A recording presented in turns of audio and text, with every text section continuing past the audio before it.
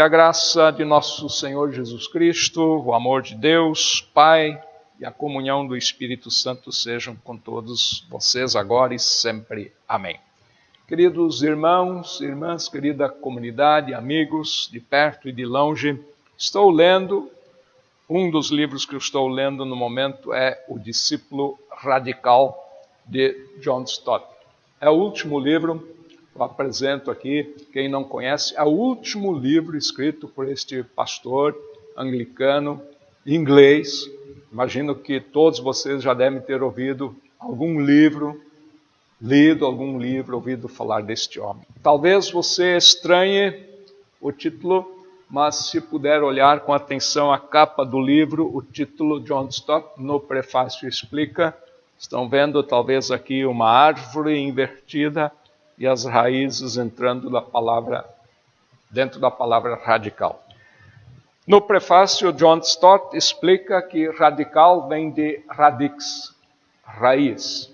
E este é o sentido do seu título, ou seja, ele fala do discipulado genuíno, fala do discipulado sincero, fala do seguidor de Cristo comprometido até a raiz, dali radical, com o Evangelho.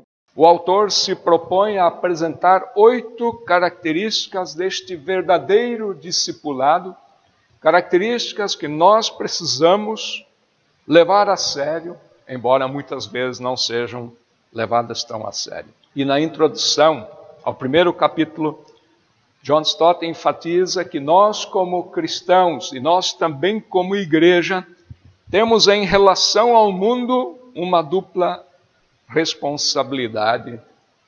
Por um lado, nós vivemos neste mundo, para dentro deste mundo somos enviados como discípulos para ser sal da terra, para ser luz do mundo, ou seja, dentro deste mundo que vivemos a nossa fé, testemunhamos a nossa fé, servimos neste mundo, mas por outro lado, diz John Stott, na introdução ao livro, nós devemos evitar nos conformar ou nos deixar contaminar por este mundo. 2 palavras são importantes nesta introdução ao livro. Ele diz tanto escapismo é aquilo quando a gente escapa do mundo ou ignora a realidade do mundo, e podemos fazer isto às vezes usando a desculpa que no reino de Deus tudo vai ser melhor e diferente. Tanto o escapismo quanto o conformismo são proibidos ao verdadeiro discípulo, ao discípulo de raiz, genuíno, seguidor de Cristo. E a primeira dessas características que ele se propõe a estudar é o inconformismo. E é exatamente do inconformismo que trata o texto sobre o qual eu gostaria de refletir com vocês nesta noite, texto indicado, inclusive, neste domingo, para a pregação na igreja, que é Romanos capítulo 12, os versos 1 e 2. A sugestão, inclusive, é que se leia ainda do 3 ao 8, ao 9, aliás, mas eu vou me ater aos 2 primeiros versos, é o suficiente para o tema que eu gostaria de abordar com vocês. A nova vida no serviço a Deus é o título nesta tradução, eu leio. Portanto, meus irmãos, por causa da grande misericórdia divina, peço que vocês se ofereçam completamente a Deus como um sacrifício vivo, dedicado ao seu serviço e agradável a Ele.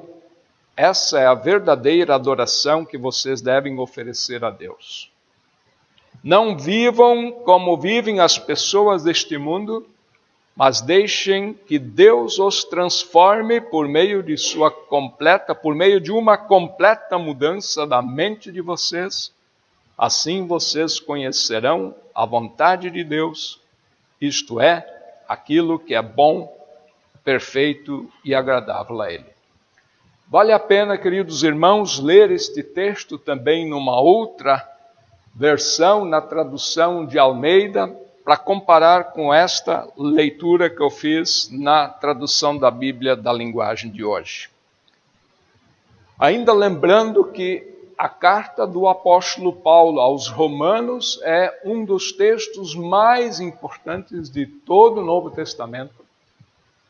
É neste texto de Romanos que Lutero redescobriu o Evangelho, a partir de Romanos 1,17, a partir da carta de Paulo aos Romanos, que Lutero desenvolve aquilo que é central na teologia luterana, a justificação por graça e fé. Aliás, final de sua vida, 1546, Lutero escreveu que Carta aos Romanos é, com certeza, o escrito mais importante de todo o Novo Testamento, pois contém o mais puro e genuíno Evangelho, assim Lutero em 1546. A carta de Paulo aos Romanos tem uma parte assim chamada dogmática, que é a parte de ensino, que é a parte de teologia, capítulos 1 a 8, em que Paulo fala sobre a condição do ser humano e mostra como todos nós somos pecadores, não podemos nos salvar por nós mesmos, e mostra como Deus revela a sua misericórdia, enviando Jesus Cristo ao mundo para, através de sua morte, demonstrar seu amor, como mencionei há pouco em Romanos 5:8, e através da morte de Cristo, nos trazer perdão e salvação.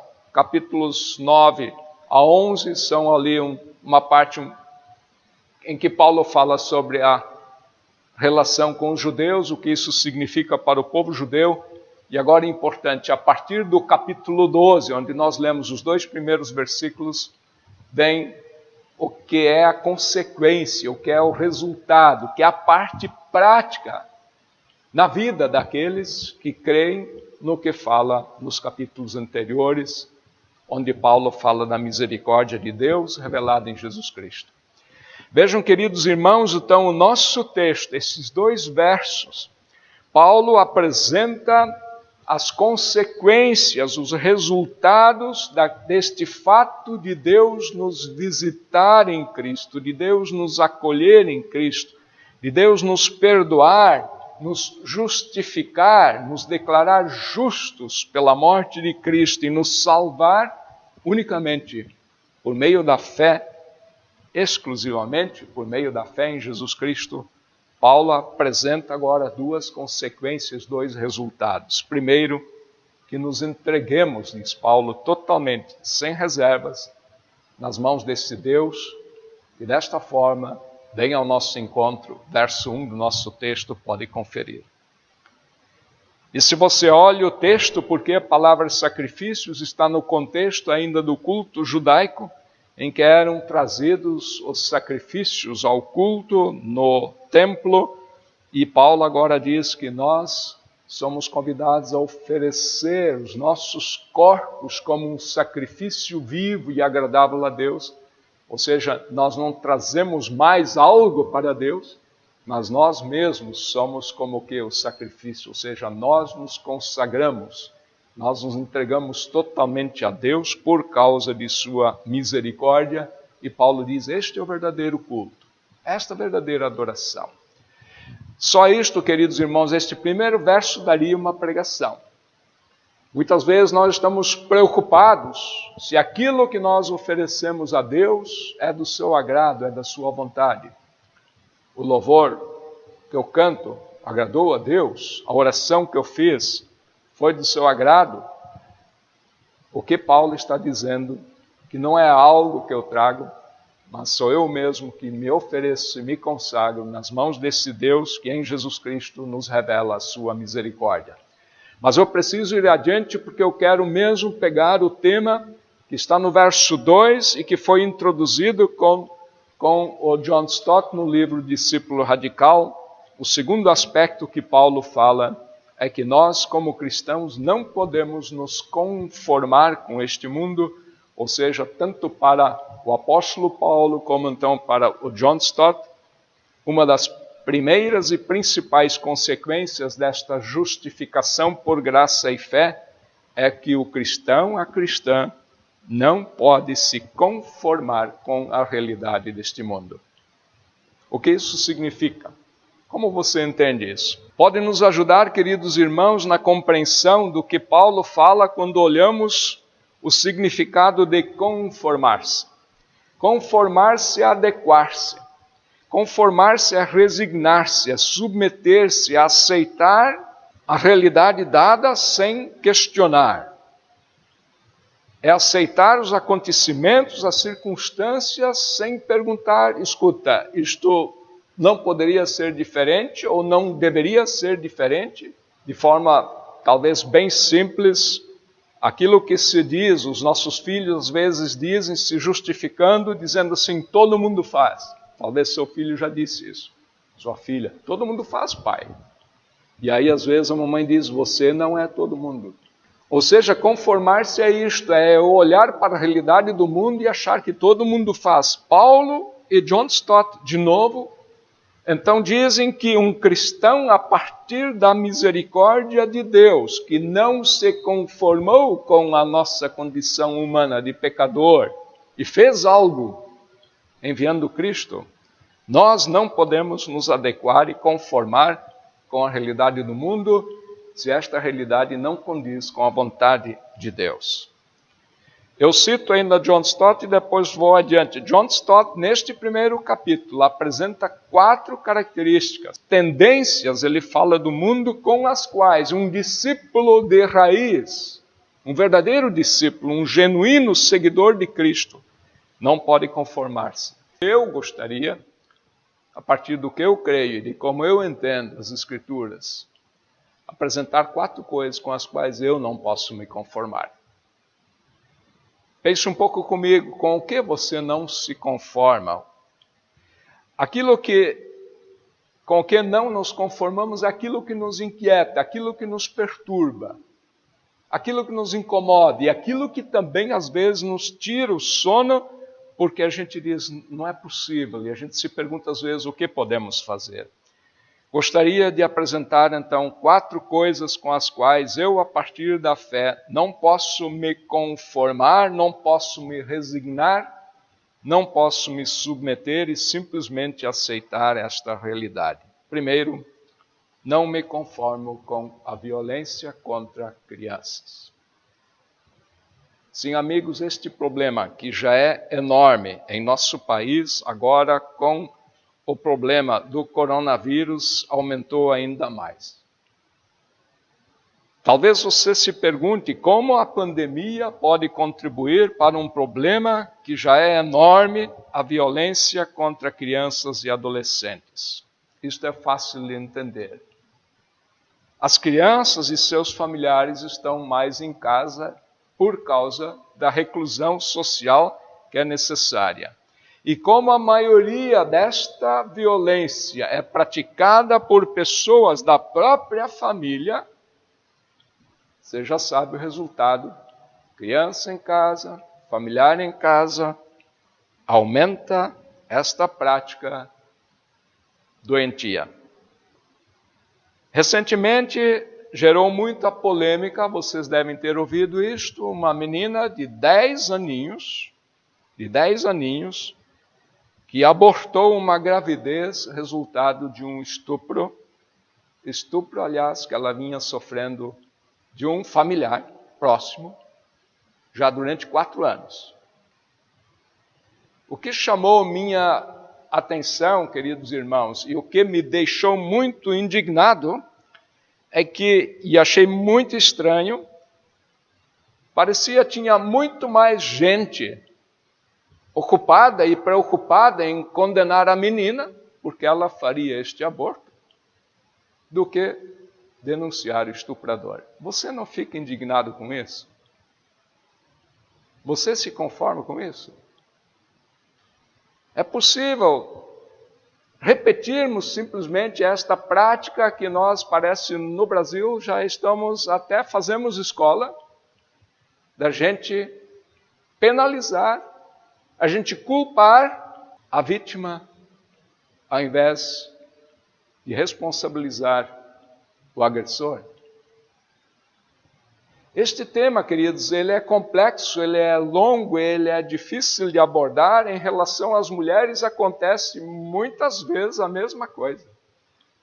Eu já ouvi pessoas de igreja dizer assim, se uma mulher foi atacada na rua por um safado, vai ver que ela estava com um vestido curtinho e estava chamando a atenção. Queridos irmãos e irmãs, os dados chocam, os números são assustadores. E eu quero dizê-lo dentro do tema que refletimos nesta noite. Como cristãos, nós não podemos simplesmente dizer, não, agora isso é um problema que a gente tem que se conformar. Nós não podemos simplesmente silenciar e ser coniventes. E por isso eu fiquei feliz que no dia 15 de maio, Dia Internacional da Família, o governo federal lançou uma campanha de conscientização e enfrentamento à violência doméstica. Diz que 100 e ligue 180 funcionam 24 horas durante 7 dias da semana. Diz que 100 e ligue 180. Mas há outras coisas e com certeza você tem as suas coisas com as quais a partir da fé você diz, eu não posso me conformar. Segunda coisa, eu não me conformo com o menosprezo a uma pessoa, quem quer que seja, por causa de sua cor da pele. Isso chama-se racismo. Os recentes acontecimentos nos Estados Unidos trouxeram à tona um problema que, na verdade, nunca foi superado. E um sonho de Martin Luther King, este pastor batista, que foi Prêmio Nobel da Paz, um sonho que ele teve e que nunca foi alcançado. Eu lembro só uma parte. Eu tenho um sonho, que um dia meus filhos viverão numa nação onde não serão julgados pela cor de sua pele, e sim pelo conteúdo de seu caráter. Aqui, queridos irmãos e irmãs, eu fui tentado, eu cheguei a olhar e procurar na internet, porque toda hora a gente vê, e você deve ter visto, vídeos, pessoas que filmam, hoje todo mundo tem celular, em que pessoas são agredidas, ofendidas, xingadas, socadas, porque tem uma cor de pele que não é igual à minha, branca. A internet está cheia desses vídeos. Da nossa realidade brasileira. E eu encontrei alguns. E sabe o que eu fiz? Eu optei por não trazer, porque fiquei tão chocado com estes agressores, que eles não merecem ser vistos. Tamanha estupidez, tamanha ignorância de alguém que pode dizer para um rapaz trabalhando, nem negro não era mais moreno, não era nem negro, dizendo, tu tem inveja da minha pele. Entre outras asneiras enormes que eu pude ver num destes vídeos. Kamala Harris, agora a primeira mulher negra a concorrer a disputar a vice-presidência nos Estados Unidos, disse nessa semana num discurso, não há vacina contra o racismo. É verdade. Mas consciência pode ter. E responsabilidade pode ter, e precisa começar, queridos irmãos, sabe com quem? Pelos cristãos. Sabe por quê? Porque nós confessamos um Deus que dizemos que criou todas as coisas e que criou o ser humano à sua imagem e semelhança. Eu não posso me conformar, eu não posso aceitar, e eu fico muito indignado quando alguém que confessa ou professa o nome de Jesus menospreza uma pessoa porque ela tem outra cor de pele do que a sua. Um cristão de raiz, radical, jamais pode ser racista, jamais pode desprezar outra pessoa por causa de sua pele, da cor de sua pele. Terceiro, primeiro era a criança, segundo era a questão da cor da pele, terceiro, eu não me conformo com a discriminação contra mulheres. Chama-se de desigualdade de gênero em que mulheres são menosprezadas, e é um problema que acontece no mundo inteiro, não é só aqui. Mas a mentalidade machista que nós brasileiros temos ainda mais forte do que em muitos países que já estão algum passo adiante nesta área. Seja no mercado de trabalho, seja na divisão de tarefas domésticas, até em escolas ou universidades. É raro encontrar mulheres que nunca foram vítimas de alguma desigualdade de gênero em alguma situação, em algum momento. No Brasil, eu tenho dados, você pode ler, é só olhar os dados do IBGE, há dados abundantes. As mulheres ainda ganham menos para cumprir as mesmas tarefas e ocupar as mesmas funções que os homens. Sem contar o abuso moral e muitas vezes a violência sexual que as mulheres enfrentam nos seus locais de trabalho. Alguém disse que o mundo ainda é dos homens. Na política tem dados interessantes no mundo inteiro. Qual é o lugar que a mulher consegue ocupar em funções políticas? Na economia, nas oportunidades de emprego. E se ela consegue um emprego, ela ganha menos do que um homem no desempenho da mesma função. O mesmo apóstolo Paulo me permite ler 2 ou 3 versos da carta de Paulo aos Gálatas, um pouquinho adiante, onde nós lemos Romanos. Paulo diz: pois por meio da fé em Cristo Jesus, todos vocês são filhos e filhas de Deus, porque vocês foram batizados para ficarem unidos com Cristo e assim se revestiram com as qualidades do próprio Cristo. Desse modo, não existe diferença, ouçam bem agora, entre judeus e não judeus, entre escravos e pessoas livres, entre homens e mulheres. Todos vocês são um, por estarem unidos com Cristo.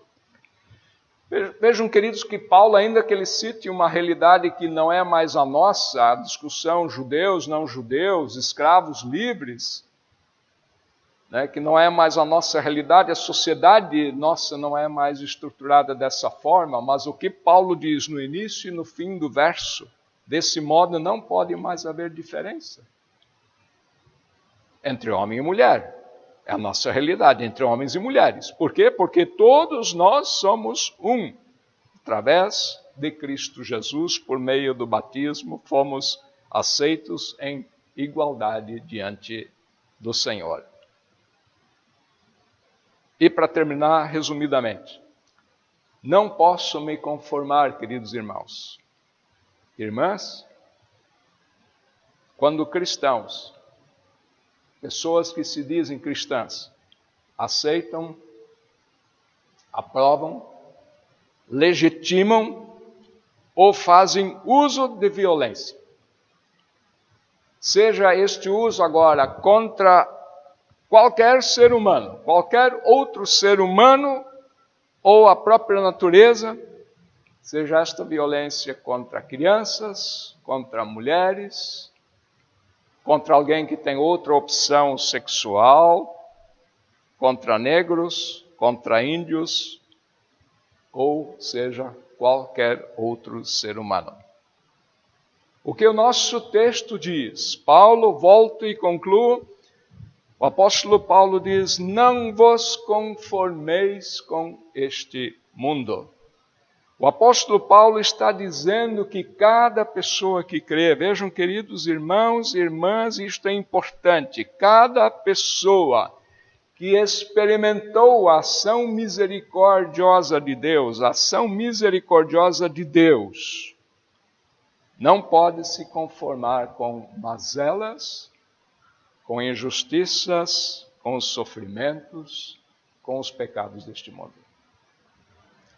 E por isso mesmo, diz Paulo, como resultado deste Deus que não se conformou, não ficou indiferente, mas agiu neste mundo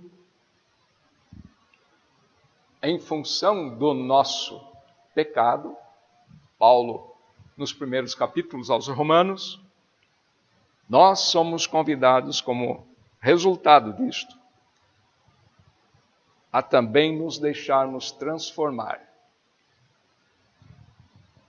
colocando-nos nas mãos de Deus. Lembra verso 1? Consagrando-nos como sacrifício, entregando-nos totalmente nas mãos de Deus, para que assim nos tornemos instrumento de amor e de transformação em nossos relacionamentos. Se puder marcar comigo o fundamento deste inconformismo, então, não é porque eu quero ser contra, entende? Não é esta a questão que está em jogo. Não é uma questão só de discordar ou de querer ser diferente. O fundamento do inconformismo, diz o nosso texto, é a misericórdia de Deus que nos acolhe, salva, perdoa, justifica por meio de Jesus Cristo. Que o bondoso Deus abençoe esta palavra, acolha esta palavra, reflita com humildade sobre ela. É nesta humildade que eu também reflito sobre ela e convido e faço votos que ela alcance também a sua vida, a sua realidade, e que você seja uma bênção, um instrumento de bênção de salvação nas mãos de nosso Deus. Quero enviá-los com a bênção de Deus. Tu, ó Deus, que és Pai e estás ao nosso lado, acompanha-nos. Tu, ó Deus, Filho, que estás à nossa frente, guia-nos. Tu, ó Deus, que és Espírito Santo e que estás sobre nós, protege-nos. Tu que és Deus acima de tudo e de todos, abençoe-nos agora e sempre. Amém.